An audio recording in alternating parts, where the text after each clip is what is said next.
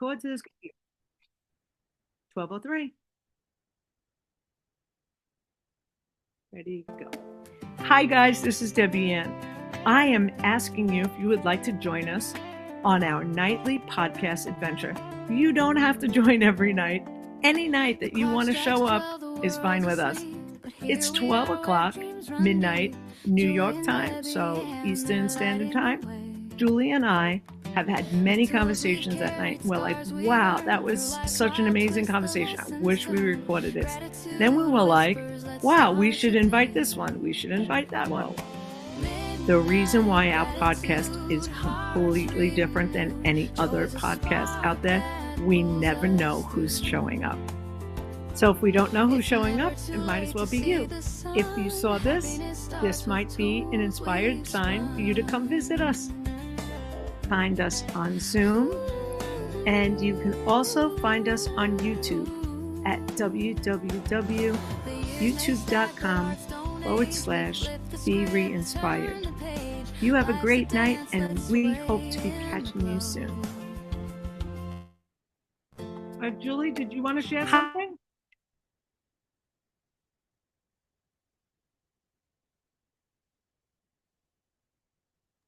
Did you say that, or no, that wasn't on the invite. Did I want to share what? Did you want to share about the wish? Oh yeah, sorry. So we have just booked set up an event to play the Wish in a group format here on Zoom. It will be October 28th because it ends in an 8 at 8 p.m. because it's an 8. And let's see. That's 8 p.m. Central Time because that's where I'm on location. So all I did was go to the 8s and see if folks want to sign up and be a part of it. And your guides on the Wish journey will be myself, Debbie Ann, and Suzanne. So hopefully I can add their bios to the description, and we're going to figure out a small fee to, make all the tech work, and make sure that everybody can come join us. So that leaves 4 or 5 spots available. Sign up. You'll find the invite on Facebook. Awesome. There we go. Hello, Suzanne. With us today on the phone, we have Jean Marie. Jean Marie is a friend of mine for many, many years. We worked with one another, and quite a long time ago, she was one of the Penny Saver gang, and she's awesome at picking out Debbie's mistakes and grammar. She's like, Deb, I gotta tell you, on page 3, that's not right. But literally, her son was showing her that there was something added back to the menu at Friendly's, and it hadn't been there for a while. And she's like, yeah, but they spelled the other thing wrong. Like, just always sees it. It just jumps out. She's a natural at it. It's a curse more than a blessing. I was friends with her mom, and I dated her brother. So it's like the big family at that. Yep. Way back. But very good. So today has been an interesting day. After I got off the podcast, first Max somehow fell between the footboard and the mattress. Like he just slid in there. Like he was the right side up and everything, just squished. And the more he tried to get out, the more he went further and further down. The only thing I could think of is maybe the bed shifted, like, maybe from the wall, like came out, maybe when somebody was changing the bed or something. I have no idea. But he was screaming to high heaven. I thought he broke his leg. We went upstairs. I got him out. He seemed to be fine. He's definitely a weird dog. I mean, all of a sudden he does this. And I rolled up like a blanket and I stuck it in there so he can't manage to make his way down there. I don't know if I've ever said this before, but literally every single time we go to bed, he walks around the bed, looks under the nightstand, looks under the bed, goes back, and then goes up the stairs. And I go, what are you checking for, monsters? Monsters under my bed. There's monsters, and Max is the only one that can detect them, right? I'm like, you've never found anything in all this time you've been doing it.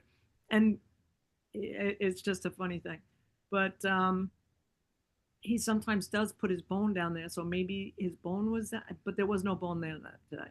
So then I come downstairs and I take my shoes off, and I had twisted my ankle earlier, and I realized that there's a problem.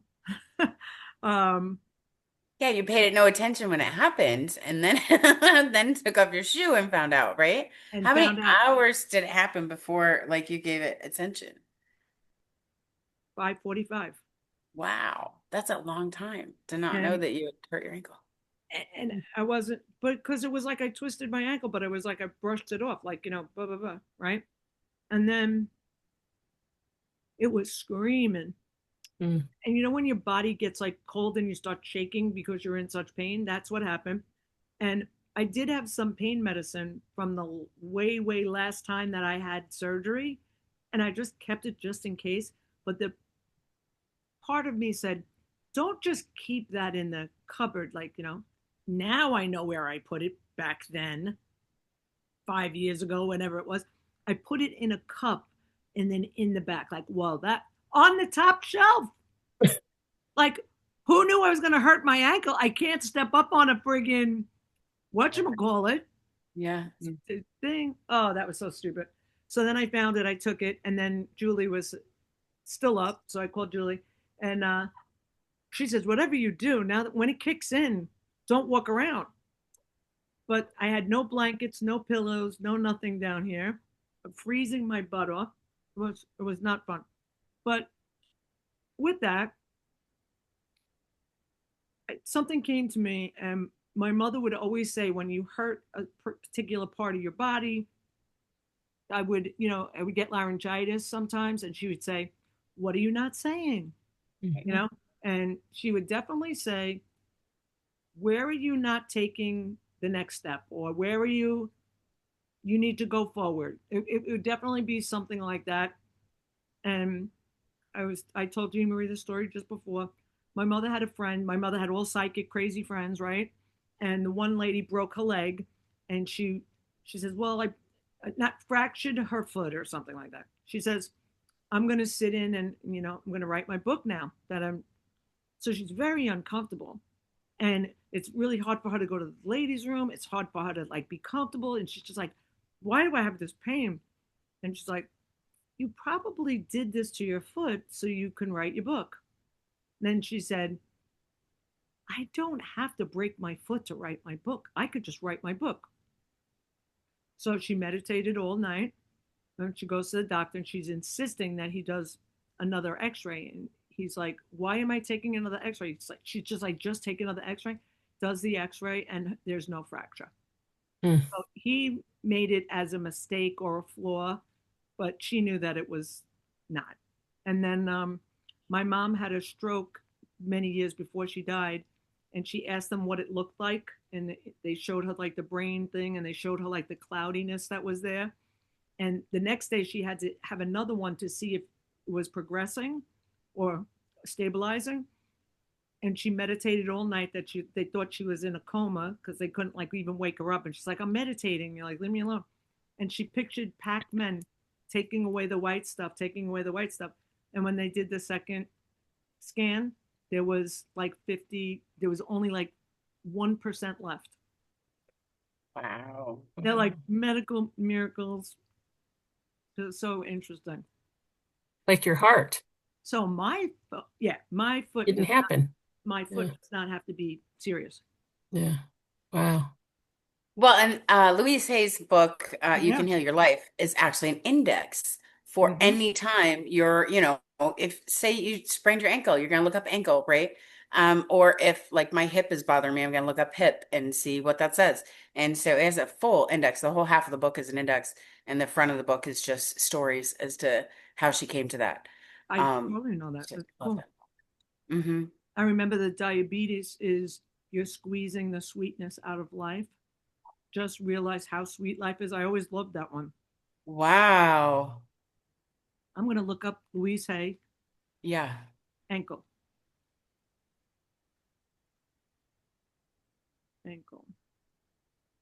Her story is just so magical. Yeah. Give somebody, a little brief brief about her? No? Say again? Give the viewers a little briefing about her. Oh, the first story that comes to mind is she was, I won't give it the credit it's due, but she was really, really leaning in when AIDS was brand new. We were all scared of it, and she would go to hospitals, and hug patients, and go to support groups, and she would, like she wasn't, everybody else was keeping, 100-foot distance because we didn't know where it came from and of the fear that was happening.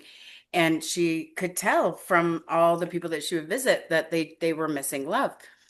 And by doing that, it started to change how we all reacted to someone with HIV or AIDS.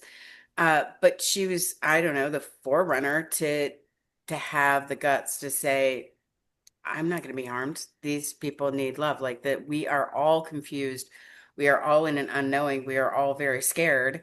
But being scared isn't a reason to withhold love. So that's a big resounding story. And like I said, I won't give it the credit it's due. But that's the one that sticks out the brightest. So you want to hear the ankle thing? Yeah. According to Louise Hay, a sprained ankle can represent inflexibility, guilt, and the inability to receive pleasure.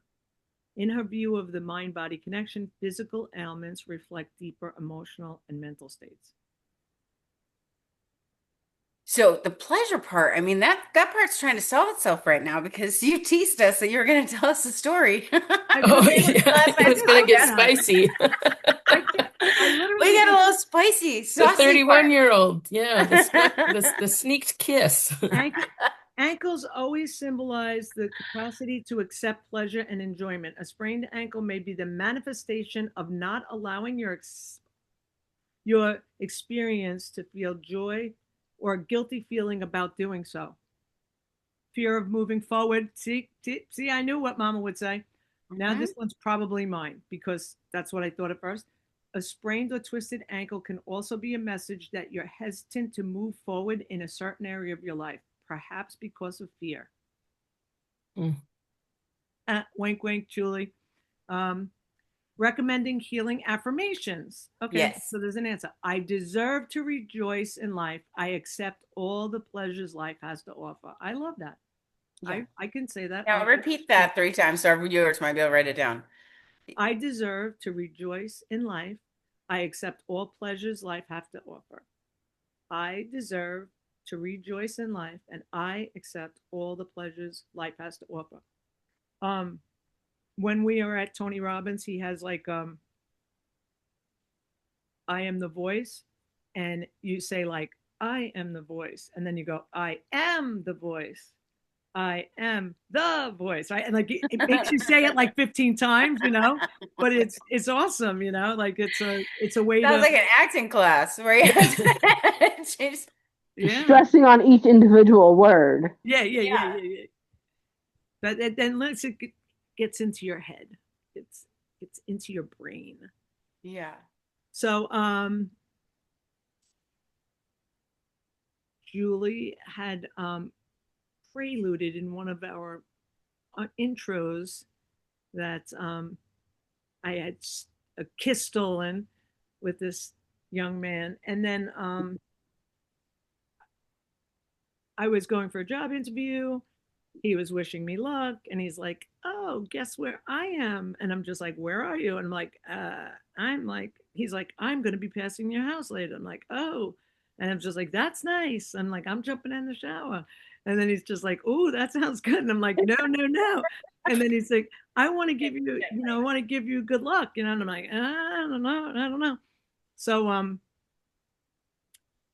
Max, we can't have Max anywhere, so I let the dogs out and I go outside. Mind you, I have my bathrobe on, because I'm in the middle of getting ready for my interview. And so he's like, "You're not going to invite me in?" And I'm like, "Well, Max," he goes like, "Well, leave Max out here. He's out here. He's fine." I'm like, "Oh no." So I let him in, and then he's just like, "Oh." So gave me a kiss, gave me a hug. And then he's just like, "What's the chances I get to see what's under that robe for like a quick peek?" I'm like, "No, no." boom, right? So he's adorable, but there's, you know, too young. Did you flash him? Wait, was that what Of the course, boom I was? flashed him. Of course, Of yeah. course, But give I him a hear little you leg. pushing away a potential like joy, like whatever Louise Hay just said. I'm like, Bum, could bum, this bum, be? bum, bum, bum. I think we should stop saying how old he is too, just because that's Yes, very okay. As we get older, we notice age differences, right? At no, no, least, no. Oh, I'm saying because yeah, I don't want to have to cut this out later, but yeah. yeah, that it's a particular age, so, and then people could put two and two together. So that's not good. Well, what I'm saying generally, even people I work with, I'm noticing age differences, and I'm trying to get myself to stop that, Yeah, right? Because we just have so much expertise that we bring to the table. And when we're just focused on the differences, then we're not focused on how well we work together. So yeah, I find myself doing that as well. Usually though, it's only to someone that's younger and hitting on me, and I'm like, yeah. So 2 days before that, it was the guy, the parking guy, and he was hitting on me, and he asked me if I wanted a massage. Like, what is going on?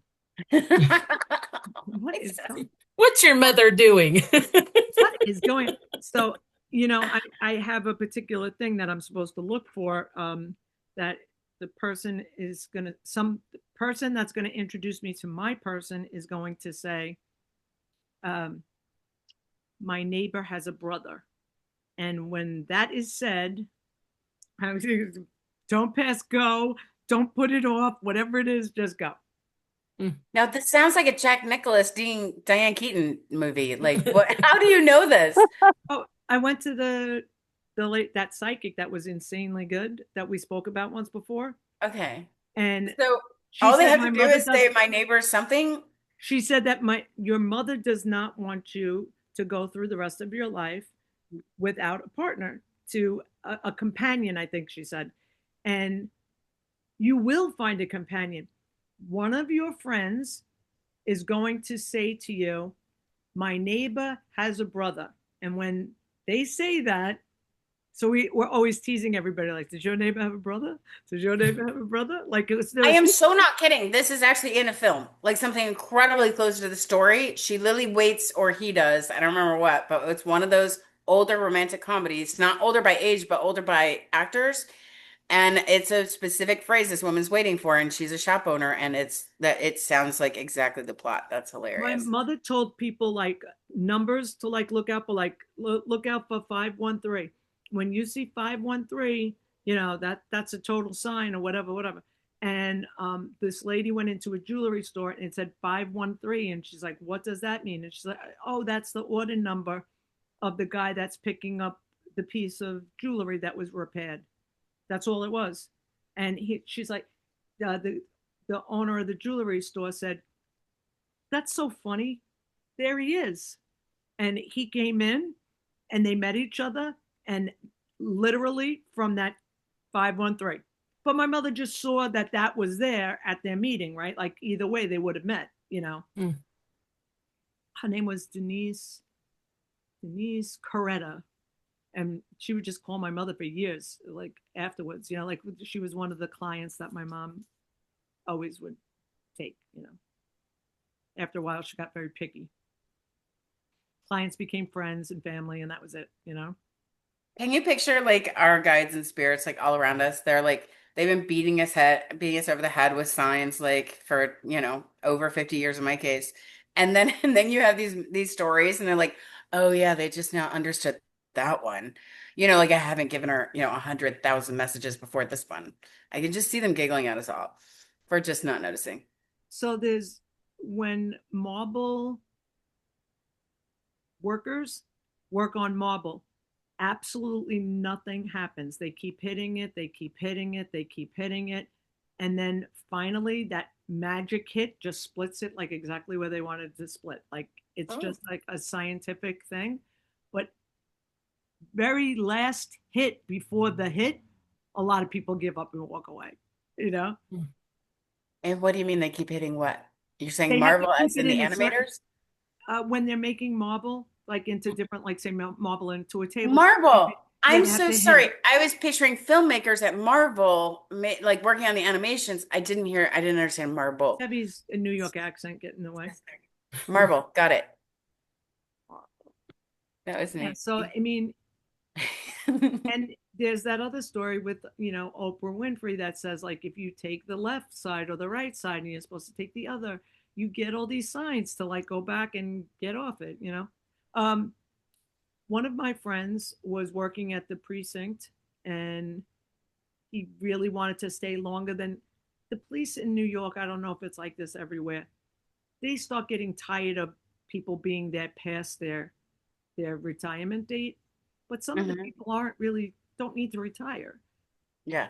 But it's very dangerous to stay longer because it's very easy to get like everything taken away from you, right? So most people do their 20 and they get out, right?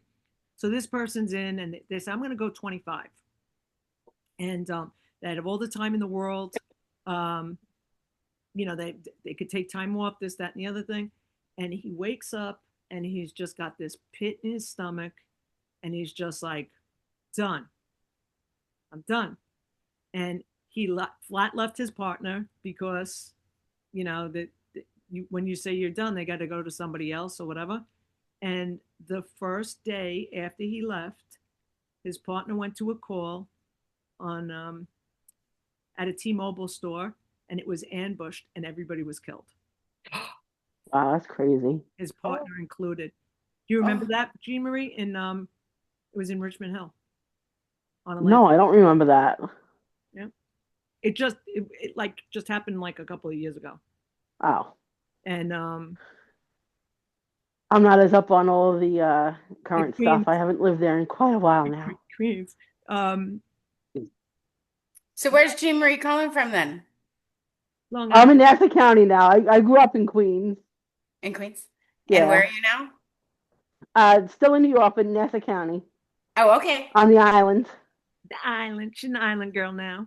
When you say the island, is that Long Island or another one? Yes, Long Okay. Island. Okay. Right, because you could think Staten Island. Yeah, there could be others. Is it Manhattan also an island? Yeah. Nobody Technically, calls yes, Staten. although nobody Nobody refers calls to it. it that way. Well, okay, here's a girl that grew up in the middle of the Midwest, right? It's nothing but flat, and then I'm in California, and still it affects me. It bothers me to this day when everybody says I'm from the Valley. I'm like, there are plenty of valleys. Like which one? You know what I mean? Because there are mountains everywhere, and if you were on a topographical view of California, that could be 1,000 places as far as I'm concerned. Absolutely. So I just don't understand the valley, like which one. But I think they're usually talking. See, and I still can't answer the question. I don't know where they're talking about. Somewhere far away from LA that I don't want to drive. Brentwood. Brentwood, it might be one of those cities. Who knows? Okay, so I want to give everybody else a chance. Suzanne and our guest, Jean Marie, is that right? Yes. Okay, I don't have a We have little we name have two tag names down here in New York, Debbie Ann and Jean Marie. I like that. It's your turn. So I'm either putting Suzanne on the spot or Jean Marie and tell us either an inspiring story or something that's showing up for you this week or a question you're trying to solve. We'll go Suzanne Right. first. Loaded question. Oh, you want me to go first? Well, you know what I wanted to do was I wanted to grab my book and see what it said about ankles. Mhm. Oh, okay. I would love that. Is that cool? Yeah, I would love Yeah. that. And Suzanne, at some point, I want her to share. She's going through a journey that many people do when they're looking for just the right, either coaching name, business name, marketing, tagline. So she's going through that process. And if she could kind of sum up the journey that she's been on, not in long form, but in short form of, hey, here's how some things might happen for you when you're starting to narrow down ideas. I don't know if there's something you could speak to that as well. Hmm. And there's sometimes also about divine timing and when things aren't clicking and it's just not right. Like sometimes you have to step away from it for a little while too. Because I'm only saying this because our friend Lana was having internet trouble, computer trouble with her project that she's doing, and she was just getting drained. And you don't want to ever do anything from a drain state because you're not, and you want to do it because you want to finish it. And I was saying, like, when we were at the Penny Saver, like, we had no choice but to finish it. But this is a passion project, and you do have the choice to recharge, re-energize, and maybe there's an inspired thought that's going to be coming down the pike, and you know, you might miss it if you don't listen to the signs. Right. Like needing to take a break from something. Yeah. Yeah, we think a break is a delay, and many times you could, just like push yourself and push yourself for 150 hours, right? But had you just taken the 1 hour nap or the 5 day break, whatever it is, usually the answer will come to you faster than what you're expecting, right? We avoid the breaks because we think that the deadlines are right there. And I find myself doing it on the computer when I've been working so many hours and then everything starts coming to a screeching halt. I'm like, okay, it's time to get up and move around and do something else. And then I come back and everything is flowing 10 times faster than it was when I walked away. So it makes more sense to go ahead and listen for those times that it's like, okay, I'll give myself an hour, 2 hours a week, whatever it is for you. But I find people pushing themselves through those times and nothing is actually accomplished. Nothing works Right. unless you're in that flow state. And when you're in that flow Yeah. state, if everybody knows what it feels like to be in that flow state, it's like if you're a musician and the time just flies by, there's no time when you're in flow. And Mhm. when that happens, ride it. It doesn't matter. Like, Yeah. it just You doesn't won't matter. be tired, You right? won't be tired. You might be tired Yeah. afterwards, but like, because you have that recovery. Yeah. But Yeah. if you're in that flow state, and that would happen all the time when you're doing creative stuff, you go, oh my God, how did it get to be 5:30 in the morning? That happens to us all the time. Suzanne, what's your book say? It says flexibility related to the future. It also may reflect on conflict issues with the mother. It Mhm. says your heart is being stubborn or wounded. And it says to ask yourself, what issues are you not willing to bend on? Hmm. Well, Okay. It does, yeah. All joints will say something about flexibility or bending or seeing something in a new light, right? That's an easier way to see it, right? Because we're being given signs, but whether it is or being stuck usually also shows up with the joints Yeah, and because you're not moving forward. it's the front of my ankle, so that Yeah. really means forward. Oh, If it was the oh, back of my ankle, I would say that, but it's an odd. I've sprained my yeah. ankle 100 times. This is just like a weird, like that was Yeah. just so weird. So maybe, like you said, it was like after the painkiller wore off, it still hurts again. But maybe it's like a weird like alignment, and it hurts really bad when it's moved to a different place, or I don't know. Mm.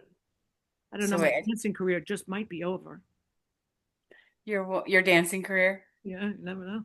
Okay, so which side of your body have you had the most injuries? So if you looked at yourself, scanned yourself in a mirror, which side of your body, right, left or right, has the most injuries? Probably left. Okay. Suzanne? Yeah, left.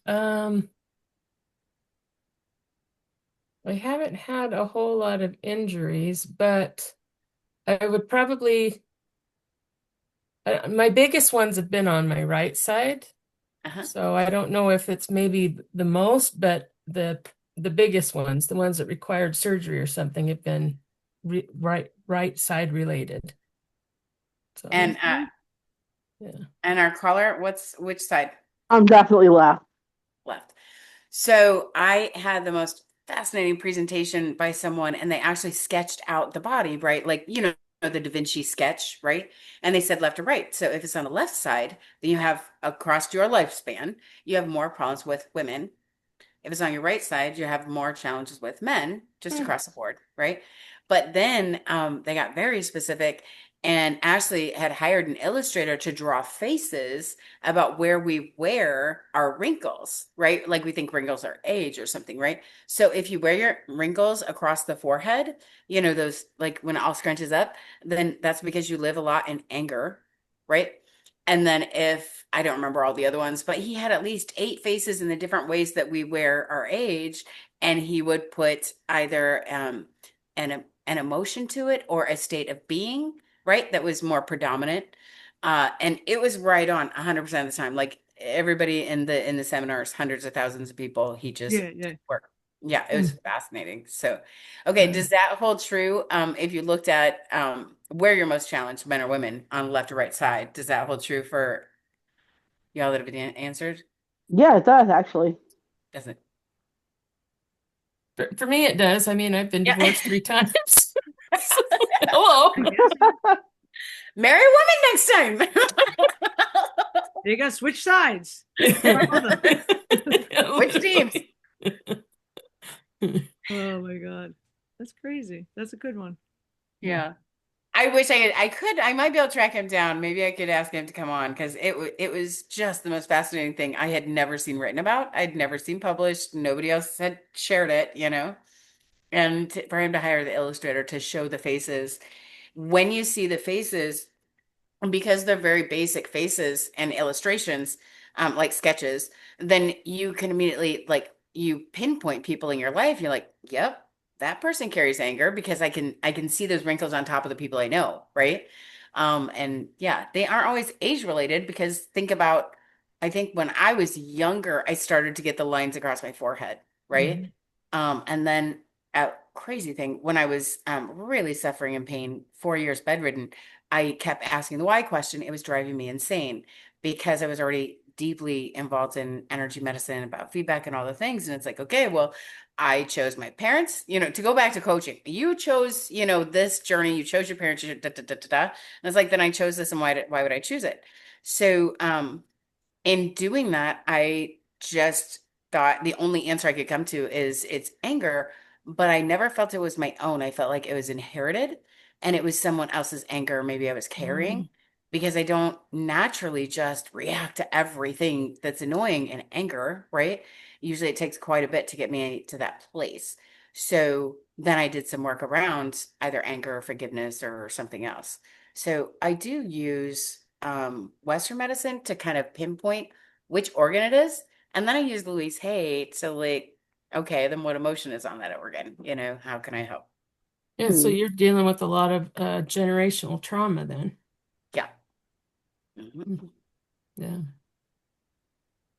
And I'm sure you guys can say too, there's this repetitive pattern that happens um, through the generations. I can say that and I only went back, maybe one generation. My aunt was estranged from her mother and my grandma.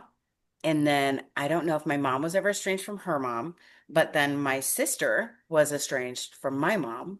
And then my sister's firstborn was estranged from her mom. Like this Mm. repetition just kept happening. So I'm not trying to share anybody's details. It's the patterns that I see, right? And that firstborn, she's, one of my favorites. And it's just so amazing for her to see the generational trauma that we can release when we just see the pattern, right? When we just see what's potentially there that isn't hers, right? It was just inherited. Uh, yeah. Hmm. I think that historical thing we talk about, the pendulum always swings back in history. I think it's true of our genealogy and the way our families work. Unintentionally, nobody means to be there. There's this woman that is I know for many years, and she just put up like one of those like things to ponder, Yeah. and it says, "When you stop fighting what you can't control, what happens?" That's a really good one. Yeah, that especially with the just with anything, like you prepare yourself, uh, Uh-huh. put yourself on the right track. Yeah, she's just interesting. I was gonna see if I could ask her to come on. Her name is Connie. She's a master trainer for Tony Robbins. So don't know, but we can always Mhm. ask. We can always ask. What was interesting about her was I was doing a life mastery, and you do fasting, and a lot of emotional stuff comes up, and you get sick. Like, yeah, I mean, like a lot of people are getting sick just because you're fasting. And at the time, she was newly married to a much younger man, and she was, older than me. I don't know how much older, but she's older than me. And she's like, "Oh, his name is Alex. Alex, do me a favor. Take Debbie down to the beach to put her feet in the water." So I'm like, wow, what, like, most women won't be like, "Here, go with my brand new husband who's younger than me." And she's like, "Hold her hand, walk with her." And like, wow, this woman is like, just, it was such a, so powerful. Yeah. It's that all she cared was taking care of me, you know? I think Wow. I think I had the record for like throwing up that day. Oh, I think That's wow. something to be proud of. one of my buddy was like, I've been with a lot of people that threw up, but there usually is a lot of drinking involved with that as well. He goes like, this is insane, And it was like you felt so relieved because it was all garbage that was coming out. It was all emotional stuff. He's like doing that thing like, and if you are getting rid of that, it doesn't feel the same way as if like you're sick and you're puking, like it's completely different. It's the weirdest feeling in the entire world. You know, motion sickness. I'm sorry. What is it called? Motion Yeah, it sickness. is motion sick when you're on a boat. So I'm a first mate on a boat charter in Newport, and I have been motion sick in Hawaii. And it is not like when you're, sick from anything else. Like it's violent. It hurts. Um, yeah, and luckily, and I was so mad at myself when it happened because I'm like, I was raised in a boat. Like my family owns a marina. Like this is not allowed. And when you Um, get on land, it totally just stops. It's like, No. Well, it depends how long you're on the boat because I can tell you because I'd be on the boat for 14 hours, right, a oh, day, and I would get off if we had a full day going to Catalina and coming back, and I would still be swaying. I have a 40+ minute drive home, and when I'm home, I still have sea legs. Mm. So the fastest way to get over seasickness, that's the word I was looking for. Seasickness, fastest way to get over seasickness is to get in yeah. because then you're moving with the ocean. The whole thing is that But you're look not at the moving with. shoreline because the shoreline doesn't move or something like that. Like, You're supposed to, but that's before you ever feel like yeah, woozy. Is makes if you already know you're susceptible, then just stare at the horizon, basically yeah, yeah, something yeah, flat. yeah. But it doesn't help when you're being tossed. So if you're on 6 foot swells or more, then that's not going to help you. But if you get in the water, it's instantly gone. Right. Yeah. And if you're not traveling that long, you get off the boat, you're fine. So now we're talking about stories about puking and seasick. Oh, I'm, nice. I'm on this boat, and all of a sudden, I'm not feeling good. And I like get up, and I'm sort of on the netting part of the ship or whatever. Like, I fall on some guy that's sleeping. Then I get up, and they say, "You got to go to the front of the boat. You got to go to the front of the boat." And Jean Marie was Yeah. saying, you need to the guy next to her. She doesn't feel good. Like they put me up front. She doesn't feel good. And we have like these winds coming at us, right? Sir, I would move if I was you. She doesn't feel good. And the guy's just like, right, whatever.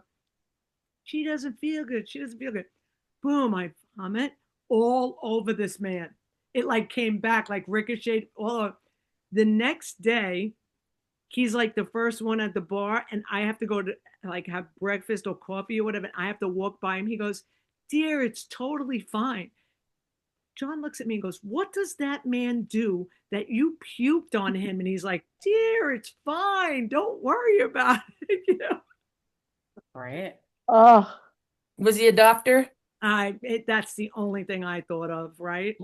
Yeah. Or he spends a lot of time on boats. Like I don't want people to feel ashamed that they got seasick. It's not their fault. It's something Yeah, that but just happens, right? vomiting on somebody that in the wind that it comes back on them, that's like He was warned, yeah. right? He was warned. Sounds like 10 times. He was, yeah, he was one. That was right. I'm like, we want him. We want him. We Yeah. want him. Yeah. Yeah. Yeah, but like I said, he probably was a doctor of some sort in a Or he has 16 kids. Like, yeah. I'm good. Right. Right. The 16th is always the easiest, I think, to take care of. Well, Jean Marie knows what it's like to have a lot of kids in the family I do. Yes, I do. and being one of the older ones. Yeah, definitely. And one of the reasons I only have one. Yeah, you did enough of it. 9 So to how many? My grandmother was one of 18. yeah, that's Yeah. Oh, Wow. that's insanity. No, one of 9. One of 9. Yeah. So then if you're one of the oldest, then you are the pleaser, the caretaker, the nurturer, the one that the mother or did you embody some of those things or no? Oh, absolutely. Yeah. Absolutely. and the most mature out of everyone. Wow. Level-headed. If there's like something going on, just cool, calm, collected. Can't shake her too much. You know, you can't rock her. She's just steady. Yeah, it's got to be something real serious. So Jean Marie, what are you working on right now? Are you working from inspiration? Is there a new chapter? What's going on in your life? Oh, there's a lot going on. There's a lot going on, and nothing all at the same time. Uh, yeah, I'm working on me right now. Good. I'm trying to work on me anyway. There's no trying, you're doing or you're not, right? I am. I'm doing it. Deb, I'm doing it. I'm doing it. I'm trying. Was there's an awakening, something that happened that said, no, it's my turn, or Uh, there was a lot that happened. yeah. I lost my job. I got divorced. I ended up in the hospital. Wow. There was a lot. So Spirit was really trying to get your attention, right? Like, nope, it doesn't end here. Apparently so. Just right before this call, I saw a snippet of Jane Fonda on Instagram, and she talks about leaving Ted Turner at 67 years old. And it just came to her like, this is the next last chapter of my life, or something similar. And, in just her internal conversations, and it was this is not what I want. This isn't my last chapter.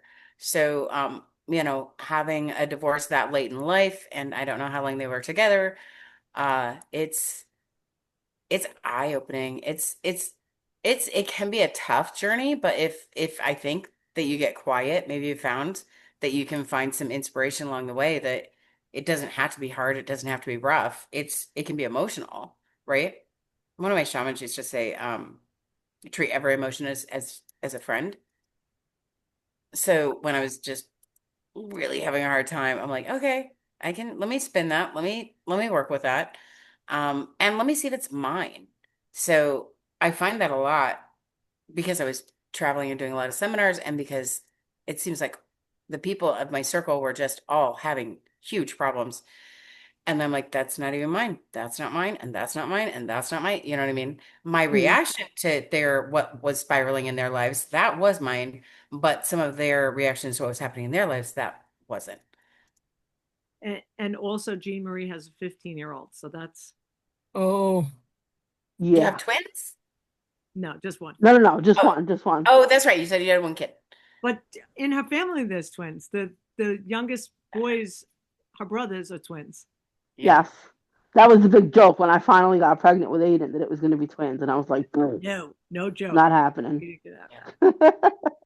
That is but not fun. yay, I'm glad it misses a generation typically, right?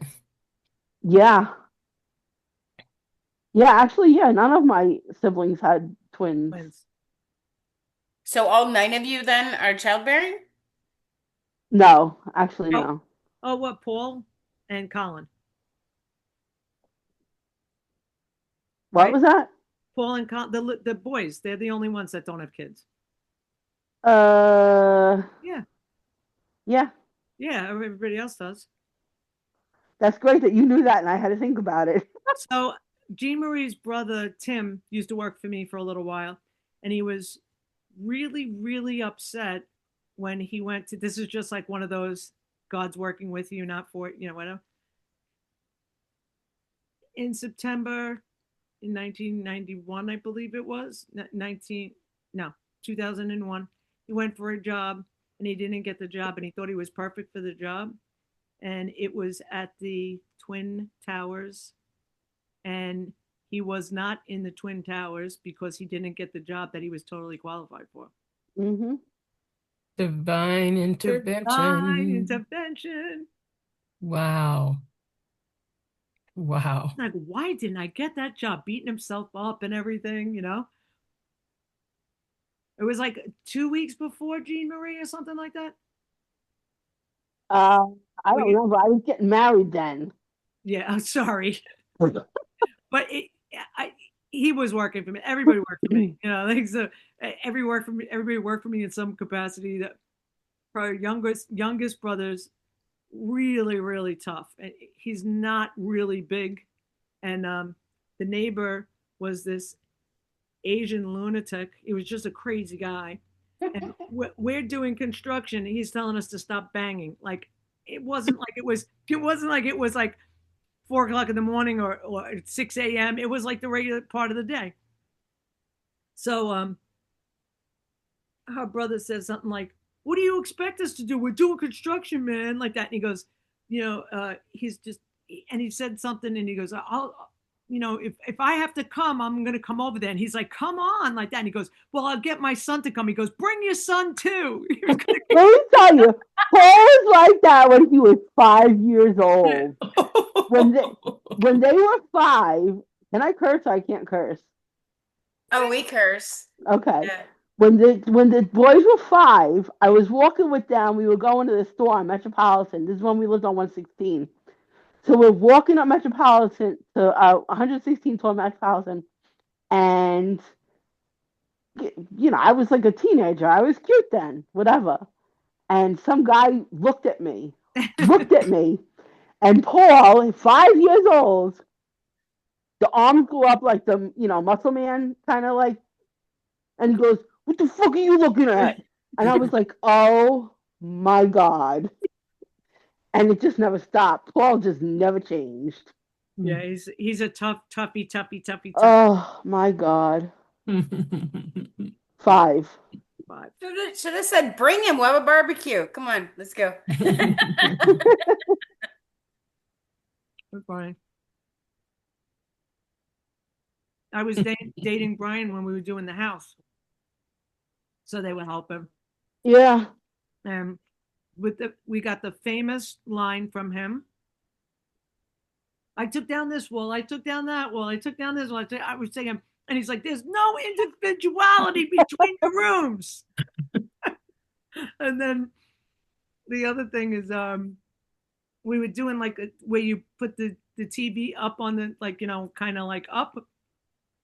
And her brother's an electrician. He put the outlet down. My father goes, what is wrong with you?" But he didn't do like electricity in people's houses. He did electricity in buildings and stuff. Right. So he wasn't thinking. And you know what? I don't have this. Who has a TV up on the wall now in your bedroom? Like, where it used to hang, like from the, now I have it on the nightstand. It's on the, better to plug it in down there. I don't even have a TV in my room. I got rid of it. I got rid of mine now, too. Actually, my son just said the other day, "Oh, the next thing I'm going to do in here is put my TV up on the wall." We still have that thing, right? The bracket that he got with the TV like 5 years ago. Yeah. I'm waiting for my brother to come work on 2 outlets, in one in my kitchen and one in my bathroom, for a long time now. I might have said this story that I was on the phone with Jean Marie's mother, and she was like, "I don't feel good." And I'm like, "Just take nitroglycerin." "No, I don't want to. I want to call the doctor first, this, that, and the other thing." And it just kept getting worse and worse. And I ambushed her and I called the ambulance on her. And they picked her up, and she was in full cardiac arrest when they got there. Oh my goodness. Mm-hmm.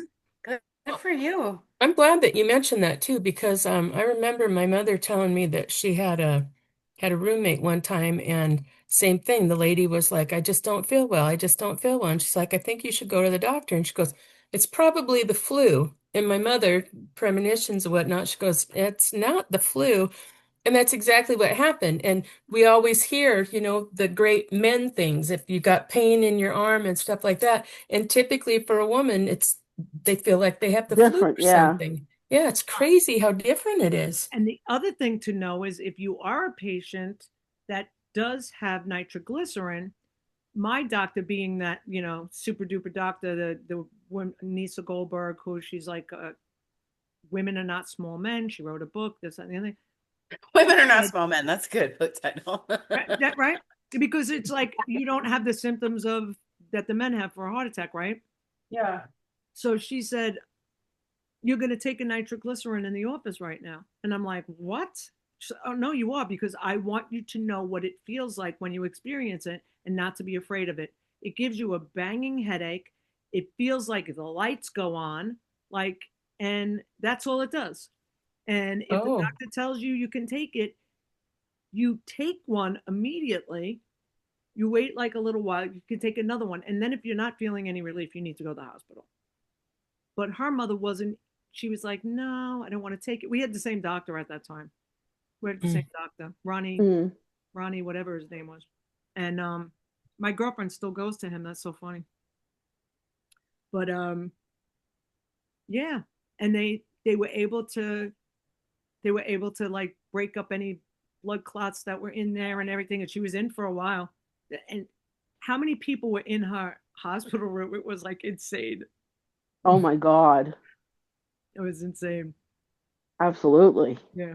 Mm. And we're all doing the thing that you put, and we're seeing who has the best oxygen. Like Pulse we're, ox. we're having like fun and games, right? That's the way it is. And so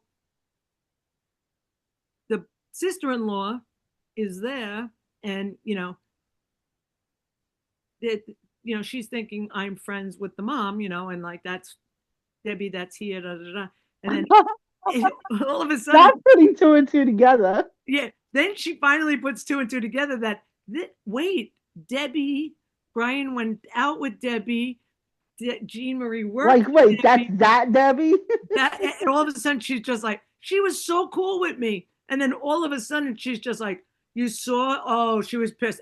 And her brother had no idea, none whatsoever, that she didn't know it was me. Like he just thinks my wife's being totally cool. Like they were dating then. They weren't even married, I don't think. Right. Yeah. Oh, she's being totally cool, and she knows who Debbie is. And then everybody was like, "Oh my god!" But now I ran into her like a couple of years ago. Totally fine. I mean, like once you have a baby with somebody and you're with them, I'm no threat at all. But at that time, I guess she was just shocked. Nobody told her. Nobody's like, "Oh, this is Debbie Bryant's ex-girlfriend." Oops. Now that's out there. It was like this is Debbie who called the ambush mom with the ambulance. Right, right. Well, she knows now that like I talk to you and we hang out or whatever like Yeah, that, and yeah, she doesn't care anymore. it is what it is. They were just going out, just not a long time then. That's what it was. Well, that was And we many, didn't many, tell her. many moons ago. And nobody told her. That was the problem. Hindsight, like maybe somebody should have said, "Hey, by the way, that's mom. Mom hangs out with Debbie." Yeah, I know, but that's like a strange and like a weird introduction. Yeah, yeah, definitely. Like I would have. And this is Brian's ex-girlfriend, Debbie. Yeah, but she saved your mother-in-law. So if you like your mother-in-law, it's okay. Yes. And I wound up with two. I can't even believe it's right there. Hang on a second. Navigate my way over here without falling. Wound up with two what? Yeah, black. Pieces of artwork. I don't know where the other one is, but I should probably give it to Jean Marie. Can you see that? No, Not I really, can see that there's but a red square. yeah, you can see your light. There it is. There's an angel. Oh, Aww. pretty. Hey. Okay. And it says, "Someone to watch over me." And we Oh. both had one of them. And now I have two of them. I have no idea how I ended up with hers. Huh. Was my screen off this whole time? Your Your background, you mean? Yeah. Yeah. Yeah, you haven't had a background on. Well, let me put one on then. just for the For the it 2 ended minutes that's left in the show. for the second the last 10. But when I say my little piece at the end, uh, that's crazy. I'm gonna put the coffee house. Oh, that's nice. Yeah, Oh, when that's my language. yeah when I went to the camp when we did it online, it was very draining because you had no energy coming back and you're just sitting in front of a screen, and there's just no downtime. Like when the kids do something, they're in the middle of watching the seminar or something. You can walk out, you talk to your friends, you know. But one of the great things about being in that environment is in the morning, you go have coffee with your friends and you like get ready and you talk about like all the stories. And then we have bedtime, like, you know, where you're bunking with somebody like you guys, like almost like a pajama party. So I made this coffee shop for everybody to come to before it started. And then Oh, that's cool. I had a bedroom, and my girlfriend that I just went to the carpet show with, the rug show, she actually would come in and afterwards, and we would like kind of just to debrief each other what happened during our days, and it helped a little bit, but it was really really great because it's all day. Yeah. So like all day, 4 days in a row, and then we did a fifth day before that, and it was crazy. It's just the difference between, a live workshop, seminar, whatever, and just the Zoom. I just had that experience because I think I get so much from the live audience. Um, there's like energy dancing, right? When you're live, and it isn't the same when you're on Zoom. So as much as a seminar company I was with, they were definitely hiring during COVID. I'm like, it sucks all the energy out of me. I don't get anything back. And I love teaching. But when it's just in their seminars, it took them a while. Actually, the moment that Convert I them. think things shut down or the airport shut down, whatever it was, they were immediately flipped on the switch and they were doing virtuals. But it took them a long time to realize that 6-hour virtuals don't work. Right. So eventually they realized, oh, we should really break this down into maybe an hour and a half doing this and, 30 minutes doing that and 45 doing this. Like you can't just sit and stare at a screen for 6 hours and expect 100% engagement. Right. Um, so yeah, and I don't know where they landed. I think they probably landed between the 2 and 3 hour mark is reasonable. Right. And then once you get past that, then you have to work in activities and engagement and breakouts and yeah. So my idea was because there are some young people that are introverted and they do Mhm. better on Zoom. Yeah. And then there are some people that are the opposite. And it was Mhm. interesting the year after we were doing the virtual, then to meet the people in person. Yeah. And you had a bigger connection than you definitely would have off the bat. So Oh my yeah. suggestion to them was have a team meeting just so you could meet and greet each other and Yeah. like exchange, maybe do some breakout rooms so people could like chat with one another and learn a little bit, do like those meet and greet games. And then when you go there, they already know each other. And Yeah, exactly. even maybe like a month's time, like where people are writing things in the chat and whatever, I thought it would be really good. Or maybe like one day of chat and then they break them up into their groups, because they don't break them up into their groups right away. Yeah. And I always would do Zumba with the whole group. So I would Yeah. have half the group and then half the group. And it made such a big difference for me to know them, that meeting them at first, and dancing with them and stuff like that, I had a better connection with anybody that was on my team that would took, they all took Oh, me. that's true. Yeah. Yeah. So If you know them already, then Zoom isn't really an hindrance. But if you're meeting them for the first time, it's, there's just no energy exchange for me, right? There might be other people that excel in that format.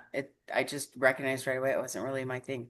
I did notice that all the kids were very versed on how to use Zoom because they were Mhm. all in that situation. And like I said, there is you're not the introvert, right? So the Right. introvert is the one that actually Yeah. gets value from that. So we are We're at at the the top top of of the the hour. hour. And I Wow. will have to try to figure out how to get my password back, because everywhere I try, maybe like you said, signing out and signing back in, that might work. Restart the computer. Maybe it will know. Everything will just turn on and Yeah, work. maybe. Yeah. Maybe. Thank you very much. Hope to see you again, Jean Marie. Hope to not see you again. All right, guys, I am in my pajamas. I am Yeah, laying in a chair. I got the blankets I'm in on, my pajamas. and the phone has been like resting on top of me. I So am you would just just see my glad. ceiling. I am just glad you came, because, get some like interaction, get your mind off of some things, and I think Yes, that's a really good thing to do. absolutely. Appreciate you, love you. Love you too. All right. Yep, great to meet you.